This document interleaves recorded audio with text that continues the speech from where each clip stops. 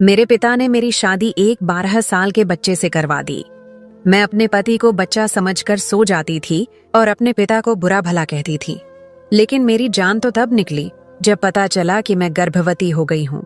वह भी मैं दुल्हन बनी बैठी थी और न चाहते हुए भी अपने 12 साल के पति का इंतजार कर रही थी। मेरे दिल में कोई अरमान नहीं थे, बल्कि मुझे तो अपने पिता पर बहुत गुस्सा आ रहा था, जिन्होंने अपनी बीमारी की वजह से मेरी शादी यह सोचकर एक 12 साल के बच्चे से करवा दी कि कम से कम मैं मरने से पहले अपने घर की हो जाऊंगी। लेकिन पता नहीं क्यों मेरे पिता ने एक बार भी मेरे जज्बात के बारे में नहीं सोचा था। एक 12 साल का बच्चा मुझ जैसी 20 साल की जवान लड़की को कैसे कोई खुशी दे सकता था। मैं जवान थी, खूबसूरत थी। बहुत से लड़के थे जो मुझसे शादी के इच्छुक थे, लेकिन मेरे पिता ने एक 12 साल के बच्चे को मेरे लिए चुनकर मेरी जिंदगी बर्बाद कर दी थी। न ही अब्बा ने मेरे जज्बात की परवाह की थी और न ही मेरी इच्छाओं का कोई ख्याल रखा था। यही सोच सोच कर मेरा सिर फटा जा रहा था कि मैं इस बेजोड़ रिश्ते के साथ सारी जिंदगी कैसे गुजारूंगी। मेरे पास तो वापसी का भी कोई रास्ता नहीं था। अब्बा मुझे विदा करके खुद तो निश्चिंत हो गए थे, लेकिन मुझे एक ऐसी जलती हुई आग में झोंक दिया था जिसमें शायद मैं सारी जिंदगी ही झुलसने वाली थी। उम्मीदों भरी यह रात आंसुओं की भेंट चढ़ रही थी और मैं बेबस और लाचार थी। मैं अपनी ही सोचों में डूबी हुई थी कि कमरे का दरवाजा खुला। मुझे लगा कि मेरा पति आया होगा, लेकिन एक 17-18 साल की लड़की मेरे पास चली आई। मैं अपने ससुराल में किसी को नहीं जानती थी, इसलिए इस बात से भी अनजान थी कि यह लड़की कौन है। उसकी नजरें मेरे शरीर पर टिकी हुई थीं। वह मेरे सामने ही बैठ गई और मेरे हाथों को अपने हाथों में थाम कर कहने लगी, तुम कितनी खूबसूरत हो लैना, तुम्हारे हाथ पैर कितने नरम और नाजुक हैं। तुम्हें तो कोई शहजादा मिल सकता था, लेकिन तुम्हारे पिता ने तुम्हें मेरे 12 साल के भाई के साथ विदा करके तुम पर बड़ा जुल्म ढाया है। उस लड़की की बातें सुनकर मुझे अंदाजा हो गया कि वह मेरी ननद है। वह पारंपरिक ननदों वाला किरदार नहीं निभा रही थी, बल्कि उसके हर अंदाज में मेरे लिए प्यार था। उसकी बातों ने मेरी आंखों के कोने गीले कर दिए और मैंने बिना कुछ कहे चंद आंसू बहाकर शांत कर दिए। उस लड़की ने जल्दी से मेरे आंसू पोंछे और कहने लगी, रोने की कोई बात नहीं है लैना, मैं तुम्हारे साथ हूँ। मेरा भाई भी बुरा नहीं है, वह भी तुम्हारा ख्याल रखेगा। बस वह अभी बच्चा है और मेरे पिता ने तुम्हारे अब्बा की दोस्ती की खातिर तुम दोनों को इस रिश्ते में बांध दिया है। तुम कुछ समय उसके साथ इस रिश्ते को निभा लो, फिर हम कोई तरकीब निकालेंगे और मैं तुम्हें इस बेजोड़ रिश्ते से आजादी दिलवा दूंगी। उस लड़की की बातें सुनकर मुझे जीने की नई उम्मीद मिल गई थी। मैं सोच रही थी कि मैं अकेली नहीं हूँ। वास्तव में अगर मुझे इस रिश्ते से आजादी मिल जाती तो मैं अपनी मर्जी से अपनी जिंदगी गुजार सकती थी। मुझे अपने अब्बा से कोई उम्मीद नहीं थी। मैंने सोच लिया था कि मैं पलटकर उनकी तरफ नहीं देखूंगी। वह मुझे तसल्ली देकर कमरे से निकली तो एक 12 साल का बच्चा कमरे में चला आया और पहली नजर में ही मैं जान गई, यही मेरा पति है। मैं उसे देखकर हक्का बक्का रह गई थी। अगर मेरा कोई भाई होता तो शायद वह बिल्कुल उसी जैसा होता। वह मेरे पास आकर बैठा और अनायास ही मेरी चूड़ियों से खेलता हुआ कहने लगा, मुझे लाल रंग की चूड़ियां बहुत पसंद हैं। ये तो आपकी गोरी गोरी कलाइयों पर बहुत जंच रही हैं। मैंने घबराकर अपने हाथ पीछे खींच ली। भले ही वह 12 साल का बच्चा था, लेकिन मेरा पति था और यही सोचकर मुझे कुछ घबराहट हो रही थी। मेरी इस हरकत पर उसने मुस्कुराकर मेरी तरफ देखा और कहने लगा, लैला, आप तो ऐसे डर रही हैं जैसे मैं आपको खा जाऊंगा। आप मेरी पत्नी हैं। क्या आपको मालूम नहीं? एक 12 साल के बच्चे के मुंह से अपने लिए पत्नी का शब्द सुनकर मेरे दिल में ठेस सी उठी थी, लेकिन मैं चुप हो गई और फिर मैंने कहा कि मैं बहुत ज्यादा थक गई हूँ और कपड़े बदलकर सोना चाहती हूँ। उसने कोई आपत्ति नहीं की और मैं जल्दी से गुसलखाने में घुस गई। इतनी ही देर में शावर खोलकर नीचे खड़ी अपने आंसुओं को पानी के साथ मिलाती रही और अपने दिल को हल्का करती रही। मुझे यूं ही शावर के नीचे खड़े काफी देर हो गई और फिर अचानक ऐसा लगा जैसे किसी की नजरें मेरे शरीर पर टिकी हों। मैंने घबराकर इधर उधर देखा, लेकिन यह एक अटैच्ड बाथरूम था और इसमें ऐसी कोई खिड़की नहीं थी कि कोई बाहर से मुझे देख सकता। तो क्या कमरे में से कोई मुझे देख रहा था? लेकिन कौन? कमरे में तो सिर्फ हम्माद था। मैं बहुत ज्यादा परेशान हो गई। मैंने जल्दी से कपड़े बदले और गुसलखाने से बाहर निकली तो मेरा पति हम्माद बिस्तर पर गहरी नींद में सोया हुआ था। उसे सोते देखकर मुझे यकीन हो गया कि मुझे वहम हुआ था। अगर हम्माद सो रहा था तो भला मुझे कौन देख सकता था? मैं चुपचाप बिस्तर के दूसरे किनारे पर लेट गई और आंखें बंद करके सोने की कोशिश करने लगी। सारे दिन की थकान और रोने धोने की वजह से मेरी आंखें इस कदर जल रही थीं कि कुछ ही देर में मुझे नींद आ गई। लेकिन आधी रात को मुझे कुछ अजीब सा एहसास हुआ और मैं नींद से घबराकर उठ बैठी। कमरे में इस कदर अंधेरा था कि मुझे कुछ भी समझ नहीं आ रहा था। न जाने क्यों नींद में ऐसा महसूस हुआ था जैसे किसी ने मेरे शरीर पर हाथ फेरा हो। बड़ी मुश्किल से मैंने साइड टेबल पर रखे लैंप को जलाया और अपने साथ बिस्तर पर पड़े हम्माद पर नजर डाली, जो पहले की तरह ही गहरी नींद सो रहा था। शायद फिर यह मेरा वहम था, इसीलिए मुझे ऐसा लगा था कि किसी ने मुझे छूने की कोशिश की है। यही सोचकर मैंने दोबारा लैंप बंद किया और सो गई। लेकिन सुबह जब मेरी आंख खुली तो मेरी हालत कुछ अनुचित थी और ऐसा लग रहा था जैसे रात को किसी ने मेरे साथ छेड़छाड़ की हो। मगर हम्माद गहरी नींद में था। मैंने परेशानी के आलम में इधर उधर देखा, लेकिन सब कुछ ठीक ठाक था। या मुझे बार बार वहम हो रहा था या फिर बात कुछ और ही थी। एक अजीब सी परेशानी ने मुझे घेर लिया था। मैं थोड़ी देर में ताजा होकर कमरे से बाहर निकली तो सामने ही डाइनिंग टेबल पर हम्माद के अब्बा यानी मेरे ससुर बैठे हुए थे। मुझे देखते ही उन्होंने सिर से पांव तक मुझे अपनी नजरों के घेरे में लिया और मुस्कुराकर कहने लगे, आओ बेटी, मैं तुम्हारा ही इंतजार कर रहा था। चलो मेरे साथ बैठकर नाश्ता कर लो। मेरे ससुर ने एक कुर्सी खींचकर अपने करीब की और मुझे बैठने का इशारा किया तो मुझे कुछ अजीब सा लगा। ऐसा नहीं था कि मैं अपने ससुर को पहली बार देख रही थी। मैं उन्हें अच्छी तरह जानती थी। वह मेरे अब्बा के दोस्त थे और उनका हमारे घर काफी ज्यादा आना जाना था। लेकिन शुरू से ही मुझे वह कुछ खास पसंद नहीं थे। उनकी नजरें हमेशा ही मेरे शरीर के आर पार होती महसूस होती थीं। और अब जिस तरह वह मुझे अपने करीब बैठने को कह रहे थे, मुझे बिल्कुल भी अच्छा नहीं लगा था। मैं जानबूझकर उनसे दूर रखी कुर्सी पर बैठ गई और सिर झुकाए नाश्ता करने लगी। लेकिन सारा वक्त मुझे ऐसा ही लगा जैसे उनकी नजरें मुझ पर टिकी हुई हों। कुछ ही देर में मेरी ननद भी आ गई और मेरे बराबर ही बैठकर मेरी खूबसूरती की तारीफ करने लगी। और फिर अपने अब्बा के सामने ही उसने शरारती अंदाज में मुझसे पूछा कि कल रात हम्माद ने तुम्हें तंग तो नहीं किया। मुझे उनसे इस सवाल की उम्मीद हरगिज भी नहीं थी। मैं एकदम ही शर्मिंदा हो गई और मेरी नजर जैसे ही मेरे ससुर पर पड़ी तो उनके चेहरे पर भी धीमी मुस्कान थी और मुझे लगा कि मैं दोबारा सिर नहीं उठा सकूंगी। मेरी ननद ने फौरन ही अंदाज बदला और कहने लगी, मेरे कहने का मतलब यह था कि हम्माद बहुत ज्यादा ही शरारती है और वह रात को इतनी आसानी से सोता भी नहीं है। मैं उसे बहुत ज्यादा कहानियां सुनाती हूँ, तभी जाकर उसे नींद आती है। इसीलिए पूछ रही थी कि कहीं कल उसने तुम्हें भी तो तंग नहीं किया। मैंने बड़ी मुश्किल से नकारात्मक में सिर हिलाया और चुपचाप अपने नाश्ते पर ध्यान देने लगी। मेरा बस चलता तो मैं इस मंजर से कहीं गायब हो जाती। हम्माद के अब्बा नाश्ता करके वहां से चले गए तो मेरी जान में जान आई। लेकिन अचानक ही मेरी ननद कहने लगी कि अब्बा ने सिर्फ तुम्हारी हमदर्दी में हम्माद का रिश्ता तुमसे करवाया है, वरना कोई बाप अपने बच्चे की जिंदगी खराब नहीं करना चाहता। इसलिए तुम अब्बा का ख्याल रखा करो। अम्मी के इंतकाल के बाद से वह बिल्कुल अकेले रह गए हैं। मेरी ननद ने चाय का एक कप निकालकर मेरे सामने रखा और कहने लगी, अब्बा अपने कमरे में चाय पीते हैं, जाओ जाकर अब्बा के कमरे में चाय दे आओ, वह खुश हो जाएंगे। मैं उसकी बात पर एकदम ही घबरा गई थी, लेकिन मैं अपनी ननद को इनकार नहीं करना चाहती थी। इसलिए मजबूरी में मैंने चाय का कप उठाया और अपने ससुर के कमरे में पहुंच गई। मेरे ससुर बिस्तर पर बैठे हुए थे। उन्होंने मुझे भी अपने करीब बैठने का इशारा किया। न चाहते हुए भी मुझे उनके साथ बैठना पड़ा। वह धीरे धीरे मेरे करीब हुए और आहिस्ता से कहने लगे, मैं जानता हूँ हम्मा तुम्हें कोई खुशी नहीं दे सकता। वह अभी बहुत छोटा है, लेकिन बस कुछ दिनों की बात है, फिर सब ठीक हो जाएगा। उनके मुंह से ऐसी बात सुनकर मैं घबराकर खड़ी हो गई और तेज तेज कदम उठाते हुए कमरे से बाहर निकल आई। ये ससुराल तो मेरे गले का फंदा बन गया था। सिर्फ 12 साल का पति ही मेरी परेशानी नहीं था, बल्कि मेरे ससुर भी मुझे एक आंख नहीं भा रहे थे। मैं सीधे अपने कमरे में चली आई। हम्माद जाग चुका था। मुझे देखते ही भाग कर आया और मेरे गले से लग गया। लैला, आप कहाँ चली गई थीं? मैंने आपको कमरे में नहीं पाया तो बहुत परेशान हो गया था। हम्माद की यह नजदीकी मुझे पागल कर रही थी।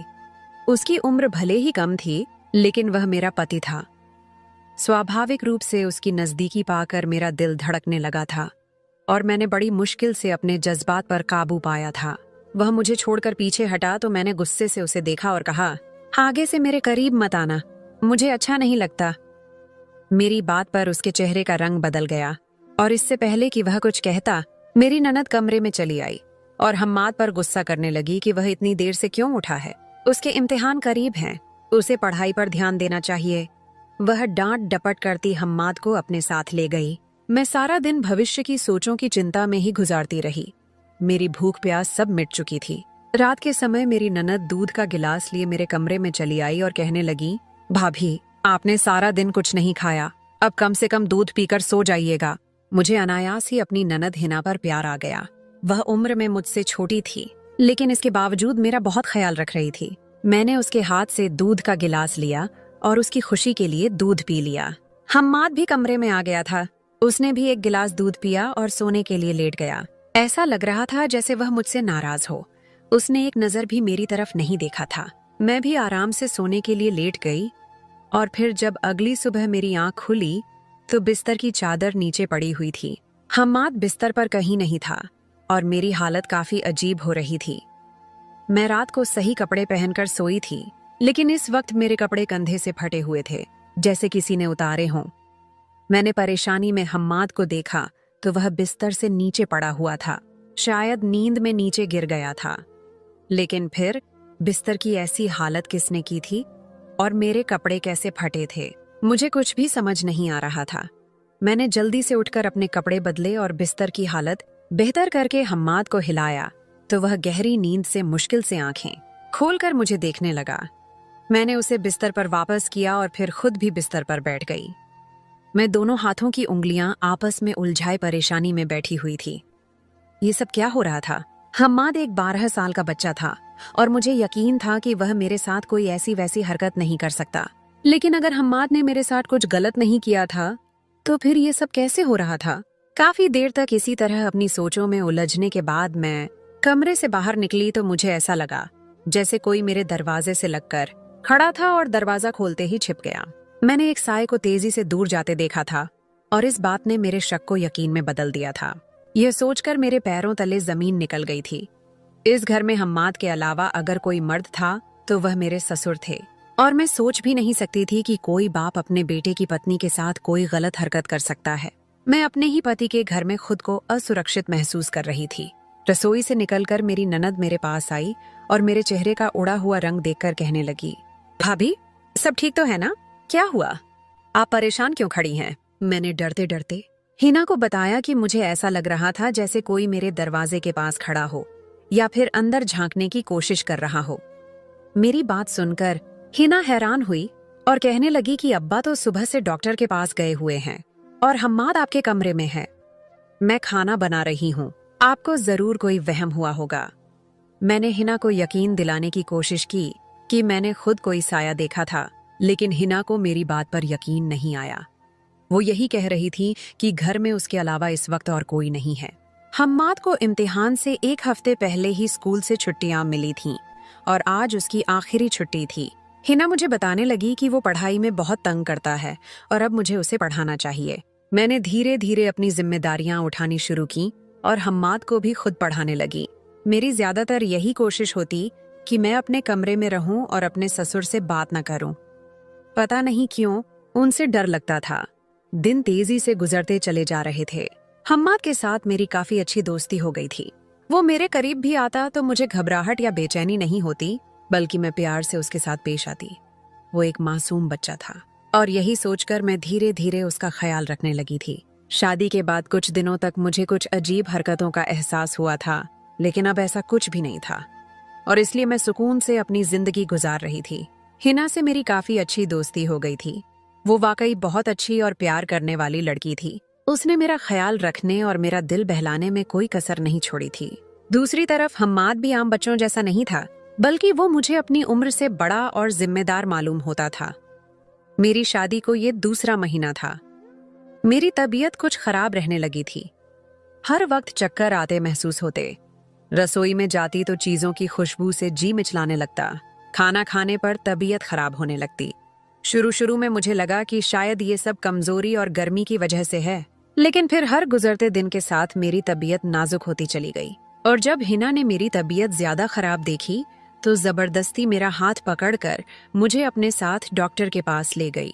डॉक्टर ने काफी सारे सवाल करने के बाद अल्ट्रासाउंड करने के लिए भेजा और फिर जब अल्ट्रासाउंड की रिपोर्ट आई तो मेरे सिर पर आसमान गिर पड़ा, क्योंकि मैं गर्भवती हो चुकी थी और यही बात मेरे लिए अविश्वसनीय थी।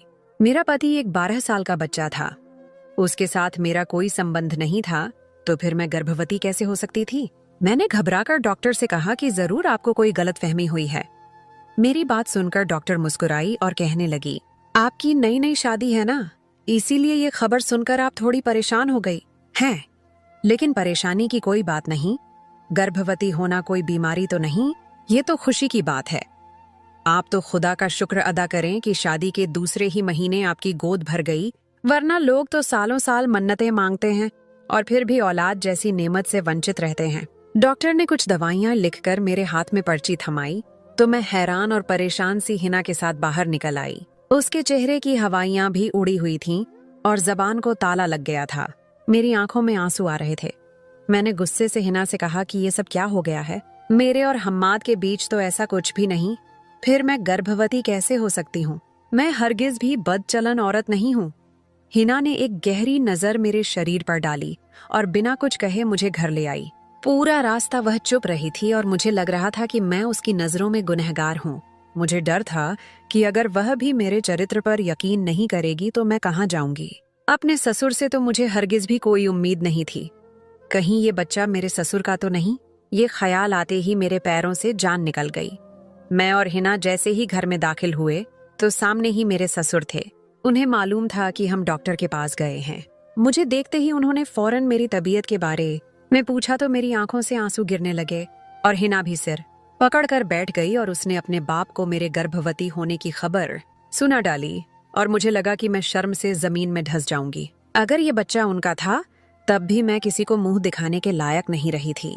हम्माद भी वहीं बैठा पढ़ाई कर रहा था। ये खबर सुनकर उसने भी मुझे फटी फटी निगाहों से देखा था। वह बच्चा जरूर था, लेकिन इतना छोटा भी नहीं था कि उसे शब्द गर्भवती का मतलब समझ न आता। ये खबर सुनते ही मेरे ससुर गुस्से में उठ खड़े हुए और नफरत से मेरी तरफ देखते हुए कहने लगे कि मैं तो तुम्हें बहुत नेक और पाक समझकर अपने घर की बहू बनाकर लाया था। मैंने सोचा था कि तुम्हारे मरते हुए बाप की आखिरी ख्वाहिश भी पूरी हो जाएगी और मेरे बिन माँ के बच्चे को तुम्हारा सहारा भी मिल जाएगा, लेकिन तुमने तो हमारे दामन पर दाग लगा दिया है। ये किसका है? तुमने किसके साथ गुनाह किया है? इससे पहले कि मैं कोई जवाब दे पाती, हम्माद बीच में बोल उठा और कहने लगा कि अब्बा लैला ऐसी नहीं है, आप गलत समझ रहे हैं। मैंने हैरानी से हम्माद की तरफ देखा था। वह 12 साल का बच्चा आज मेरी हिमायत में अपने बाप के सामने खड़ा हो गया था, जबकि मैंने तो कभी उसे पूरे दिल से अपना पति भी नहीं माना था। हम्माद के अब्बा गुस्से में कहने लगे, फिर तुम ही बताओ ये बच्चा किसका है? क्या तुम्हारा है? उनके सवाल पर वह चुप हो गया।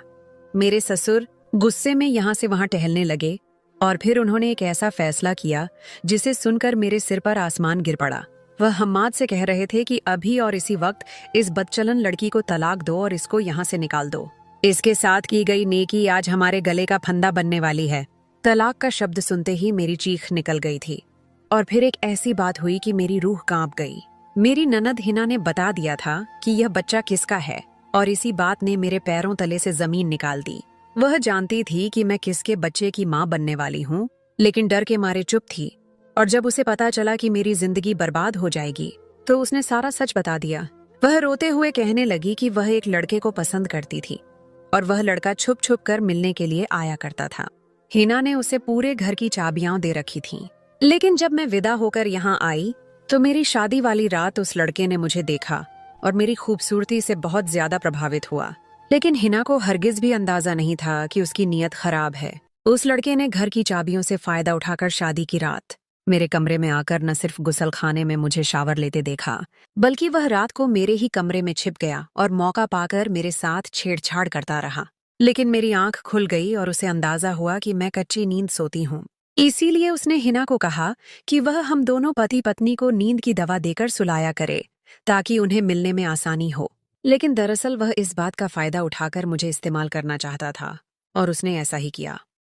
हिना को कुछ ही दिनों में पता चल गया कि उस लड़के ने हिना को धोखा देकर मुझे इस्तेमाल किया है और इसी बात पर उन दोनों का झगड़ा हो गया और वह हिना को हमेशा के लिए छोड़कर चला गया। लेकिन जाते जाते मेरे दामन में दाग लगा गया और आज मैं उसी के बच्चे की माँ बनने वाली थी। हिना ने हाथ जोड़कर मुझसे माफी मांगी और अपने बाप से गुजारिश की कि उसके गुनाह की सजा मुझे न दी जाए। अपनी बेटी का सच जानकर मेरे ससुर की जान निकल गई थी। हम्माद मुझे सहारा देकर कमरे में ले आया और उसने मुझे तसल्ली दी कि वह मेरा साथ देगा और मुझे कोई तकलीफ नहीं होने देगा। मेरे ससुर ने हिना को गुस्से में कमरे में बंद कर दिया था, लेकिन वह बेचारी तो खुद धोखे का शिकार हुई थी। इसीलिए मैंने न सिर्फ उसे माफ कर दिया, बल्कि कुछ ही अरसे में अपने ससुर को भी इस बात के लिए मजबूर किया कि वह भी हिना को माफ कर दें। हम्माद ने जिस तरह मेरा साथ निभाया था, मैंने फैसला कर लिया था कि मैं अपनी सारी जिंदगी उसी के साथ गुजारूंगी। खुदा का करना ऐसा हुआ कि मेरा बच्चा अगले ही महीने में गिर गया था और फिर मैंने हम्माद के साथ एक अच्छी जिंदगी गुजारनी शुरू कर दी। हमारे आसपास हिना जैसी बहुत सी लड़कियां हैं जो कच्ची उम्र में झूठे प्यार में फंसकर न सिर्फ अपनी बल्कि अपने घर वालों की जिंदगी भी बर्बाद कर देती हैं। इसलिए हमें चाहिए कि अपनी बेटियों को सही और गलत का फर्क समझाएं और उन्हें ऐसे धोखेबाज लोगों के चंगुल से बचाएं। तो दोस्तों, आपको आज की ये कहानी कैसी लगी? उम्मीद है कि आपको कहानी जरूर पसंद आई होगी। अगर कहानी पसंद आई हो तो वीडियो को लाइक जरूर करें और अगर आप चैनल पर नए हैं तो हमारे चैनल को सब्सक्राइब कर लें ताकि आपको हमारी तमाम वीडियोस का नोटिफिकेशन समय पर मिलता रहे।